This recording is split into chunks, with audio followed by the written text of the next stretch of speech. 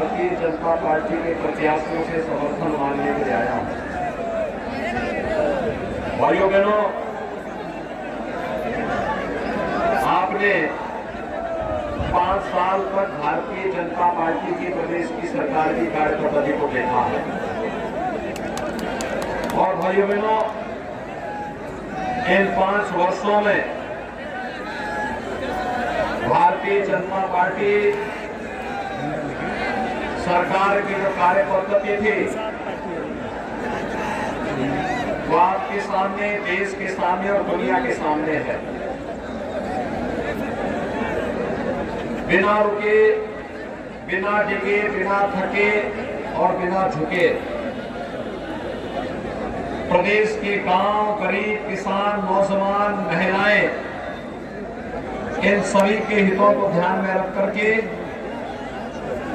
पूरी ईमानदारी और प्रतिबद्धता के साथ सरकार ने कार्य किया है। भाइयों बहनों, आज उसका परिणाम देखने को मिल रहा है। 4 चरणों के चुनाव, 5 चरणों के चुनाव संपन्न हो चुके हैं। 6ठे चरण का चुनाव कब होगा? भाइयों बहनों, जो 5 चरणों के चुनाव तक हो चुके हैं उसका रुझान मैं बता सकता हूं। भारतीय जनता पार्टी पूर्ण बहुमत से काफी आगे बढ़ चुकी है।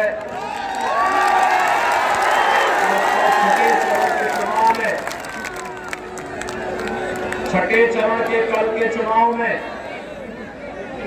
भाइयों बहनों जोरदार छक्का बनेगा और भारतीय जनता पार्टी 300 सीटों को प्राप्त करने के अवसर है। 7वें चरण में मऊ, आजमगढ़ जनपद को और अन्य जनपद हैं जिनको चुनाव में भाग लेना है। और भाइयों बहनों, अगर 7वें चरण में भी जोरदार छक्का मारेंगे तो भारतीय जनता पार्टी की संख्या 330 से ऊपर पहुंच जाएगी। और उसी का आह्वान करने के लिए आया हूं कि विगत वर्ष 2017 में आपने भारतीय जनता पार्टी को 3 सीटों पर विजयी बनाया था और इस बार में मऊ जनपद की चारों सीटों पर भारतीय जनता पार्टी के प्रत्याशियों को विजयी बनाने की अपील करना चाहता हूं। भाइयों बहनों, मैं पहले आप सबसे अपील करूंगा, पिछले 5 साल के अंदर मऊ के अंदर, आजमगढ़ के अंदर कोई दंगा हुआ है क्या? देखो, ये वही मऊ है जहां पर कुछ वर्ष पहले इसी मऊ में रामलीला के दौरान कितना बड़ा दंगा हुआ था और उस दंगे में मरने वाले कौन लोग थे? यादव थे, खटिक थे, वर्मा थे, निर्दोष हिंदू थे। और भाइयों बहनों,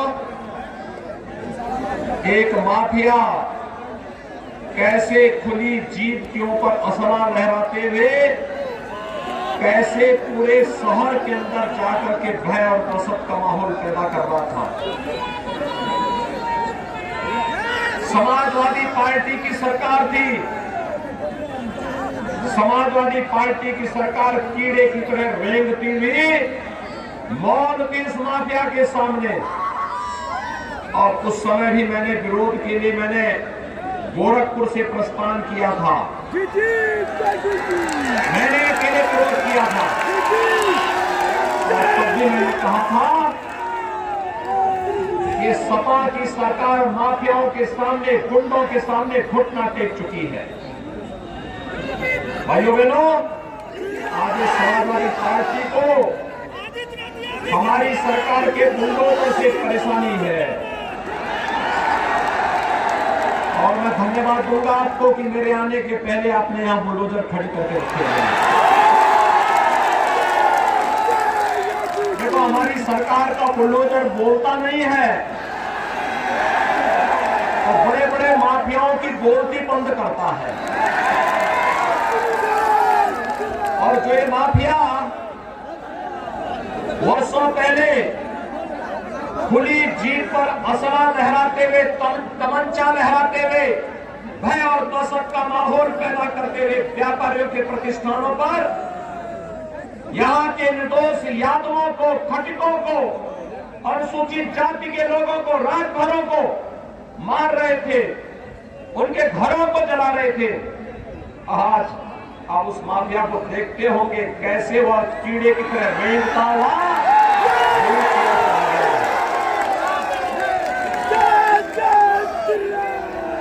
और ये बुलडोजर, मैंने पहले कहा ना, ये बुलडोजर भाइयों बहनों, ये बोलता नहीं, ये करता है, अपना काम करता है।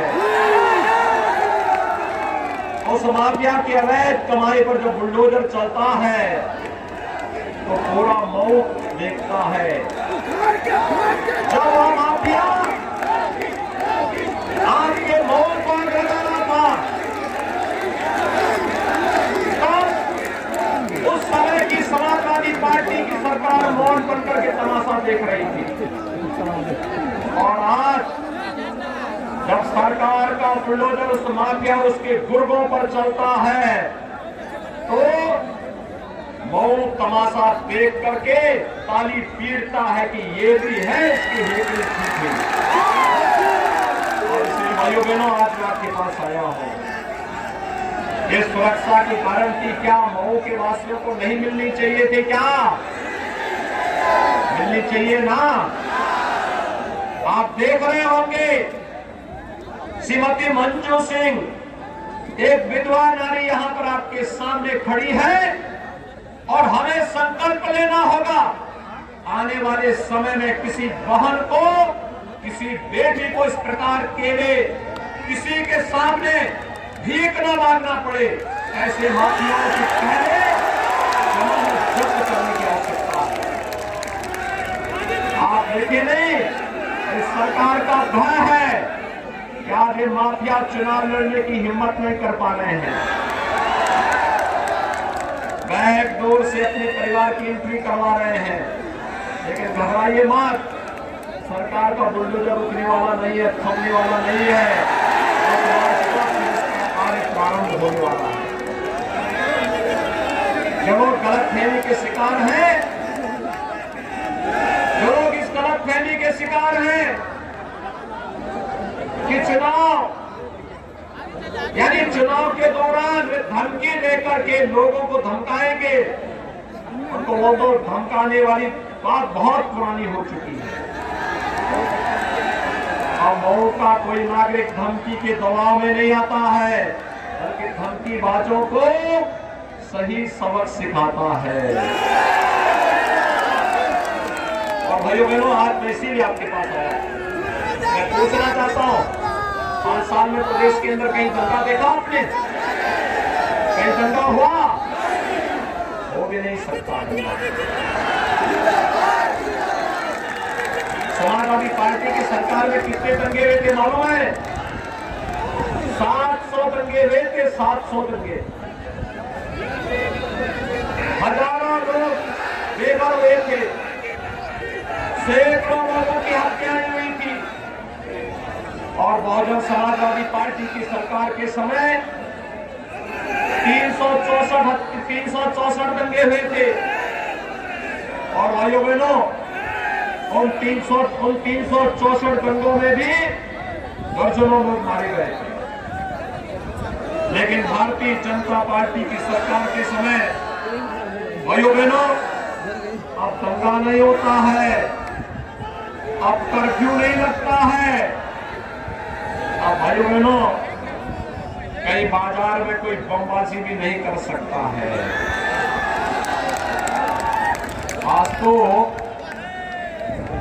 तो कर्फ्यू का स्थान कांवड़ यात्रा ने ले लिया है। हर हर बम बम का नारा लगाते हैं, कांवड़ यात्रा। व्यापारिक प्रतिष्ठान पर कोई बमबाजी नहीं कर सकता, कोई गुंडा टैक्स वसूली नहीं कर सकता।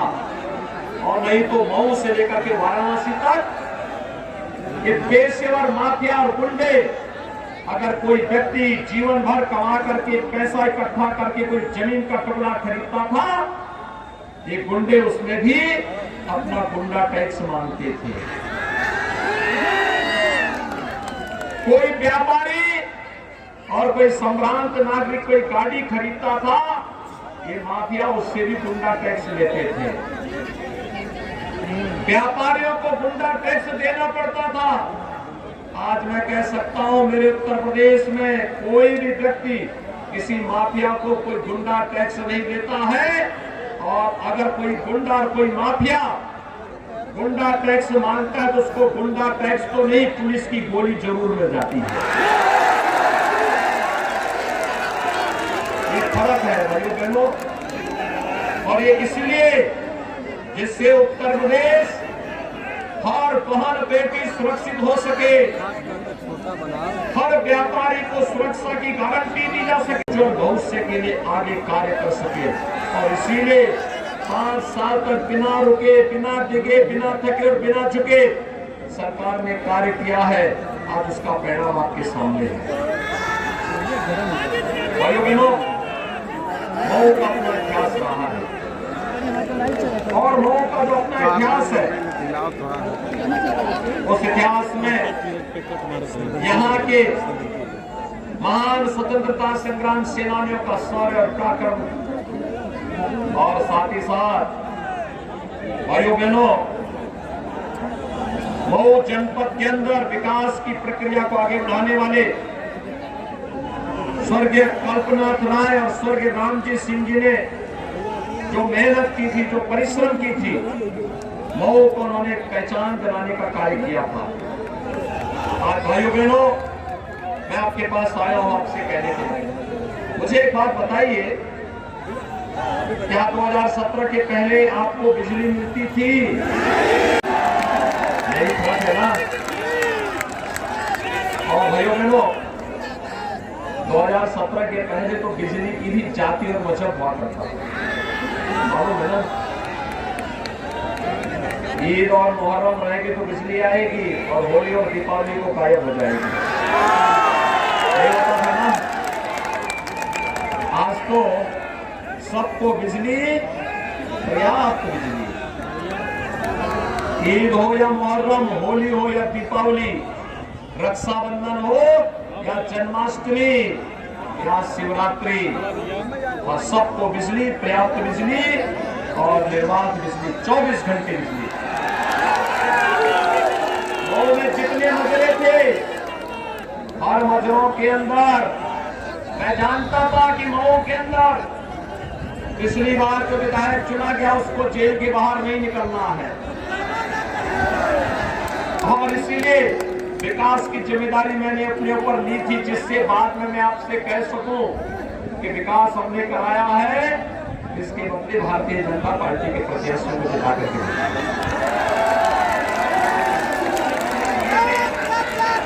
मैं इसीलिए आपके पास आया हूं। भाइयों बहनों, जितने मसले थे सबने विद्युतीकरण का कार्य कर दिया। अकेले मऊ जनपद में 48,000 से अधिक गरीबों को हम लोगों ने एक मकान दिया है, एक मकान दिया। जिन गरीबों ने बड़ी छत नहीं देखी थी, पक्की छत नहीं देखी थी, उन गरीबों को हम लोगों ने एक छत देने का काम किया है। और यही नहीं भाइयों बहनों, आपके मऊ जनपद में सरकार आने के तत्काल बाद अन्नदाता किसानों का कर्ज माफ हुआ था। लगभग 30,000 किसानों का कर्ज माफ किया था हम लोगों ने।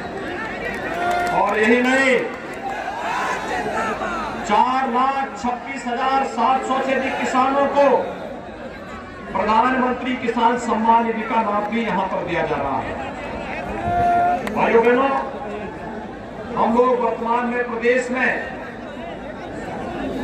1 करोड़ वृद्धजनों को, विधवा महिलाओं को और दिव्यांग जनों को 12,000 रुपए सालाना पेंशन दे रहे हैं। और अगर मैं मऊ की बात करूं तो वृद्धावस्था पेंशन पाने वाले 87,200 से अधिक लाभार्थी हैं। निराश्रित महिला पेंशन पाने वाले 24,500 से अधिक हैं और दिव्यांगजन का पेंशन प्राप्त करने वाले 12,900 से अधिक दिव्यांगजन मऊ जनपद के अंदर 12,000 रुपए सालाना पेंशन प्राप्त कर रहे हैं। और हमने तय किया है कि वृद्धजन हो, निराश्रित महिलाएं हो या फिर दिव्यांगजन, इनकी पेंशन की राशि को अभी तक समाजवादी पार्टी ने इसे बंद कर दिया था। हमने इसकी राशि को बढ़ाया और हमने तय किया कि 5 साल के अंदर इसको 12,000 से 18,000 रुपए सालाना करेंगे। भाइयों बहनों, वर्तमान में पूरी दुनिया कोरोना महामारी से जी रही है। कोरोना महामारी के कारण दुनिया के अंदर लाखों लोगों की मौत हुई है। आप मुझे एक बात बताइए, कोरोना के दौरान फ्री में टेस्ट, फ्री में उपचार और फ्री में वैक्सीन भी लगा। कितने लोगों ने वैक्सीन लगा दिया? वैक्सीन लेने वाले सभी लोग अपना हाथ खड़ा करें, पीछे वाले भी लोग होंगे, सभी लोगों ने ले लिया। देखिए कोरोना के खिलाफ लड़ाई ये कोरोना वैक्सीन का ही परिणाम है कि तीसरी वेव कब आई कब गई कोई पता नहीं लगा। वैक्सीन का पैसा तो नहीं लगा, ये फ्री में मिली है ना। सपा बसपा की सरकार होती है, वैक्सीन सब बाजार में बिक जाती, किसी के टिकने में गरीब लोगों को पता ही नहीं। मुझे एक बात बताइए, कोरोना कालखंड में आपको फ्री में राशन मिल रहा है कि नहीं मिल रहा है? मिल रहा है ना। और एक बार नहीं, 2 बार। कितनी बार मिल रहा है?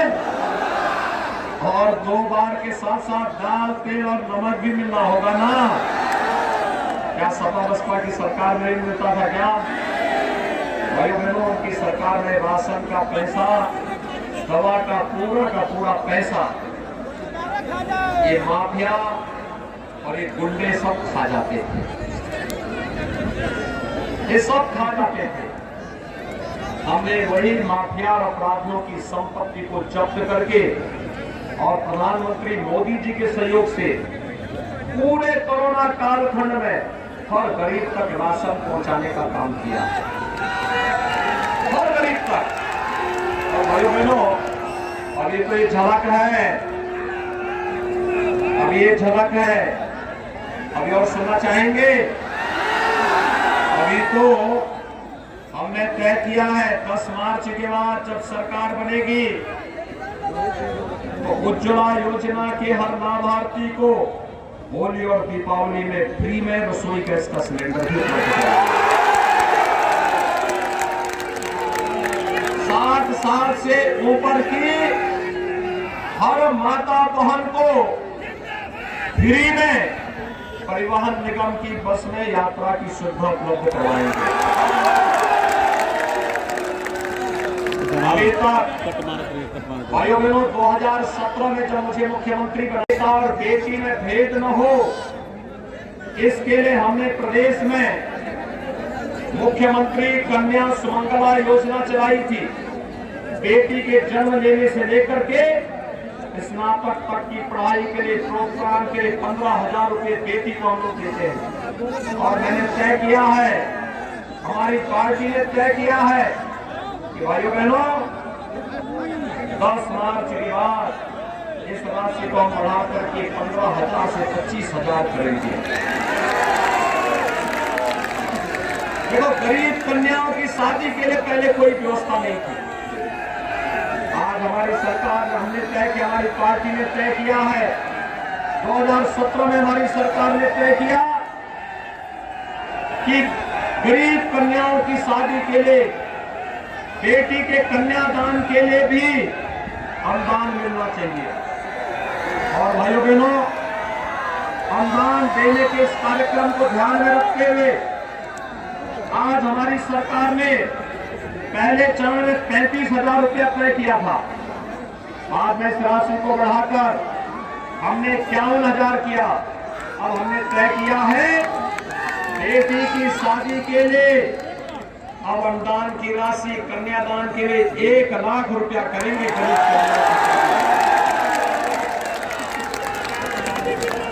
जो अन्नदाता किसान है ट्यूबवेल का कनेक्शन लेता था, ट्यूबवेल का उसको शुल्क देना होता था, हमारी सरकार ने उसको आधा किया है और अगले 5 साल के अंदर हम इसे फ्री में करने की व्यवस्था करने जा रहे हैं। भाइयों बहनों, प्रदेश का नौजवान कैसे छुटेगा? प्रदेश के नौजवान के को 5 साल में 5 लाख नौकरियां दी हैं, सरकारी नौकरी। 2 करोड़ नौजवानों को निजी क्षेत्र में नौकरी, रोजगार और स्वतः रोजगार के साथ जोड़ा गया। और आज मैं कहने के लिए आया हूं 10 मार्च के बाद जब भारतीय जनता पार्टी की सरकार बनेगी, अगले 5 साल के दौरान हर एक परिवार के एक सदस्य को नौकरी, रोजगार अथवा स्वतः रोजगार के साथ जोड़ने का काम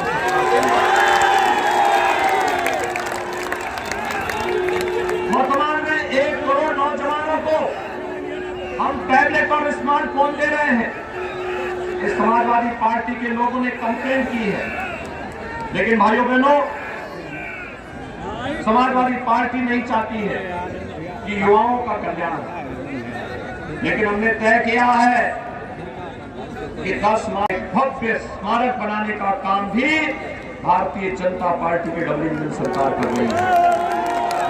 और यही नहीं, आजमगढ़ में हम लोगों ने एक नया विश्वविद्यालय दिया है और आजमगढ़ के इस नए विश्वविद्यालय का नाम भी महाराजा सुहेलदेव के नाम पर ही है।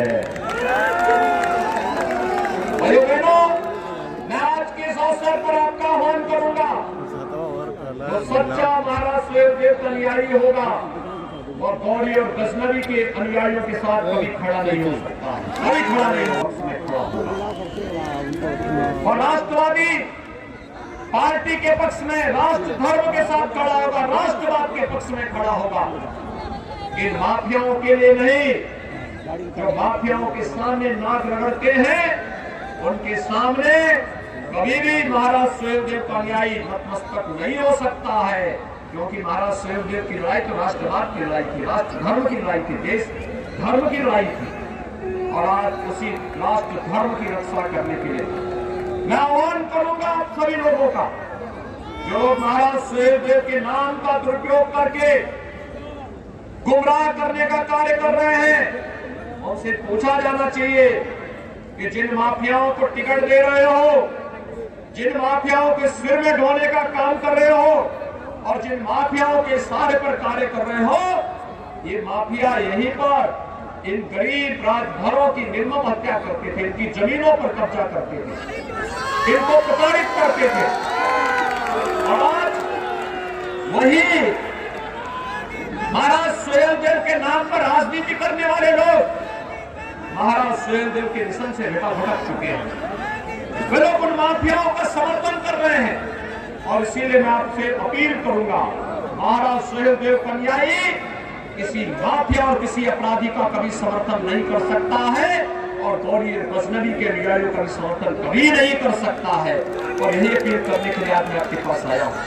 भाइयों बहनों, 9 से 4 सीट अगर भारतीय जनता पार्टी जीतती है तो लखनऊ में एक दमदार सरकार बनेगी, दमदार सरकार। विकास और बुलडोजर अगर साथ साथ चलने हैं, इसके लिए दमदार सरकार चाहिए। आप दमदार सरकार के पक्षधर है ना सभी लोग, तो मऊ की 4 सीटों को जितवाएंगे। आप जितने लोग यहाँ पर हैं, ये सभी लोग अगर मऊ सदर से हैं तो यहाँ पर अशोक सिंह को भारतीय जनता पार्टी ने अपना प्रत्याशी बनाया। मऊ सदर में एक घर में जाकर के लाभार्थियों से मिलकर के एक ही बात कहना और उनसे कहना कि मोदी जी ने और योगी जी ने भेजा है, भाजपा को जिताना है सुरक्षा के लिए, गरीबों के कल्याण के लिए और विकास के लिए। एक एक व्यक्ति शोकशील बनकर के जाएगा और एक एक घर में जाकर इस बात को कहेगा।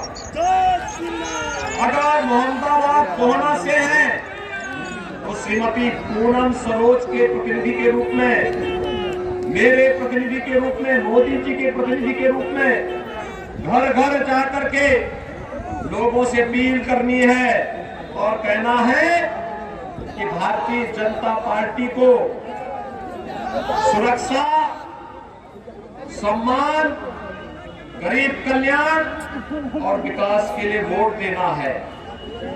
भाइयों बहनों, घोसी और मधुबन में भी अगर वहां के लोग हैं उनसे भी मैं अपील करूंगा, यही बोलना है। दूसरा, आपके पास स्मार्टफोन होगा, 1 करोड़ से बढ़ा के 2 करोड़ करेंगे और परेशान है, सपा के लोग परेशान है। ये पैसा कहां से आया है? मैंने कहा तुम्हारे पास जब पैसा था तुमने तो कुछ किया नहीं। तो सपा के नेता मुझसे बहस करने लगे, कहा हमने बहुत विकास किया। मैंने कहा क्या विकास किया? तो गिन करके उन्होंने क्या बताया? उन्होंने कहा साहब हमने कब्रिस्तान की बाउंड्री वॉल करवाई है। विकास के नाम पर उनके पास केवल एक कार्य है। और भाइयों बहनों, जब आप भारतीय जनता पार्टी की डबल इंजन सरकार की बात करते हैं, सड़क है, बिजली है, पानी है, गरीबों का राशन है, एक्सप्रेस हाईवे है, ये जितने विकास के कार्य चल रहे हैं, और अभी तो हम हर जनपद में एक मेडिकल कॉलेज भी बनाने जा रहे हैं। परेशान है लोग, पैसा कहां से आया है? तो मैंने उनको साफ कहा, मैंने कहा देखो विकास के लिए सोच होनी चाहिए और हम तो तय कर चुके हैं ये विकास भी चलेगा और बुलडोजर भी चलेगा, दोनों चलेंगे। लेकिन आज मैं आपसे कहने के लिए आया हूं भाइयों बहनों, जब मैं मऊ में आया हूं, याद करना बाबा साहब भीमराव अंबेडकर का सम्मान अगर किसी ने किया तो भारतीय जनता पार्टी ने किया है, प्रधानमंत्री मोदी जी ने किया है। बाबा साहब भीमराव अंबेडकर से जुड़े हुए पंच तीर्थ विकसित किए हैं प्रधानमंत्री मोदी जी ने। बाबा साहब भीमराव अंबेडकर का जहां जन्म हुआ था वो मऊ मध्य प्रदेश में भव्य स्मारक बाबा साहब का बना है। बाबा साहब ने इंग्लैंड में रह करके जहां शिक्षा ली थी, जहां पे पूरी उच्च शिक्षा प्राप्त की थी, उस भवन को अंग्रेजों से खरीद करके भारत सरकार ने अनुसूचित जाति जनजाति के नौजवानों के लिए भव्य छात्रावास भी बनाया और बाबा साहब का भव्य स्मारक भी बनाया है। बाबा साहब दिल्ली में रह करके, जिस भवन में रह करके उन्होंने अपने सार्वजनिक जीवन को आगे बढ़ाया था, वहां पर बाबा साहब का एक भव्य सांस्कृतिक केंद्र बन करके तैयार है। जहां उन्होंने दीक्षा ली थी नागपुर में, दीक्षा भूमि हो या अंतिम चैत्य भूमि मुंबई, ये पंच तीर्थ अगर किसी ने विकसित किए हैं बाबा साहब भीमराव अंबेडकर ने के सम्मान में, कि प्रधानमंत्री मोदी जी ने और भारतीय जनता पार्टी ने किए हैं। उत्तर प्रदेश में हम लोगों ने बाबा साहब भीमराव अंबेडकर की मूर्ति को हर फोटो को हर कार्यालय में लगवाने का काम किया है। और यही नहीं, लखनऊ में बाबा साहब भीमराव अंबेडकर का एक भव्य सांस्कृतिक केंद्र भी बन रहा है। लेकिन भाइयों बहनों, ये सब सपा बसपा को पसंद नहीं है, वे लोग नहीं चाहते। और मैं यहाँ देख रहा था, हमारी सरकार ने प्रधानमंत्री मोदी जी के मार्गदर्शन में महाराज सुहेलदेव को बड़ा सम्मान किया। याद करिए, 1000 वर्ष पहले महाराज सुहेलदेव ने एक विदेशी आक्रांता सालार मसूद गौरी को मार मार करके उसको पूरी तरह नष्ट कर दिया था। पूरी 3 लाख सेनाओं के साथ एक विदेशी आक्रांता को बहराइच के चित्तौड़ा नामक स्थान पर नष्ट करने का काम किया था, पूरी तरह समाप्त करने का प्रयास किया था। और उसको उस दरिंदे को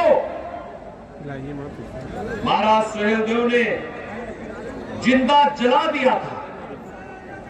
यानी महाराज सुहेलदेव ने इतना बड़ा पराक्रम किया था 1000 वर्ष पहले। इतिहास में शौर्य पराक्रम के प्रतीक के रूप में महाराज सुहेलदेव। और इसीलिए प्रधानमंत्री मोदी जी ने सबसे पहला काम 1000 वर्षों के बाद महाराज सुहेलदेव को किसी ने सम्मान दिया तो प्रधानमंत्री मोदी जी ने दिया। उन्होंने महाराज सुहेलदेव के नाम पर डाक टिकट जारी किया। महाराज सुहेलदेव के नाम पर एक स्पेशल ट्रेन चलवाई। और यही नहीं, जब बहराइच में मेडिकल कॉलेज बनने की बात हुई तो मैंने कहा भाई देखो, बहराइच के मेडिकल कॉलेज का नाम महाराज सुहेलदेव के नाम पर होगा और महाराज सुहेलदेव के नाम पर बहराइच के मेडिकल कॉलेज का नाम पर होगा। और भाई बहनों, यही नहीं, मुसलमानों को पड़ गया होगा, बहुत सारे लोगों को हम देने वाले भी हैं, लेकिन बाकी सभी लोग अपने फोन का इस्तेमाल करके आपके नातेदार, रिश्तेदार, शुभचिंतक, मित्र कोई ना कोई जरूर होगा पूरे जिले के अंदर, और सबसे भी कहिए भारतीय जनता पार्टी को चुनाव जिताना है। एक पंजाब सरकार को लाना है। ये जो माफिया जिनके गुर्गे भी गर्मी दिखा रहे हैं ना, इनकी गर्मी को 10 मार्च के बाद शांत करेंगे।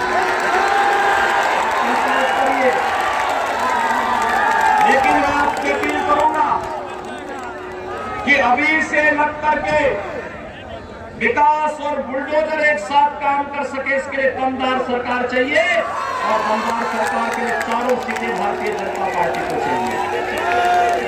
सभी लोग सहमत हैं? सभी लोग सहमत हैं? ये होना चाहिए ना।